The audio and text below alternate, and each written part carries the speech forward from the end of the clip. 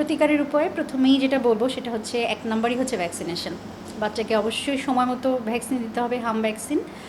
সেই সাথে vitamin A supplement দিতে হবে, কারণ হচ্ছে ভিটামিন এ যদি ডেফিসিয়েন্সি থাকে সেক্ষেত্রে হামের তীব্রতা অনেক বেশি হতে পারে। বাচ্চা যেন অপুষ্টিতে না ভোগে সেটা আমাদেরকে দেখতে হবে, এবং অন্য অন্য যে ভ্যাকসিনগুলো নিয়মিত আমরা দিতে বলি সেই ভ্যাকসিন আমাদের ইপিআই শিডিউল অনুযায়ী সেই ভ্যাকসিনগুলোও যেন বাচ্চা পেয়ে থাকে এটা দেখতে হবে। এবং কোনো বাচ্চার যদি মনে হয় আশেপাশে কোনো বাচ্চার হাম হয়েছে তাহলে সেই বাচ্চার সংস্পর্শে যেন অন্য বাচ্চারা না আসে সেটা খেয়াল রাখতে হবে।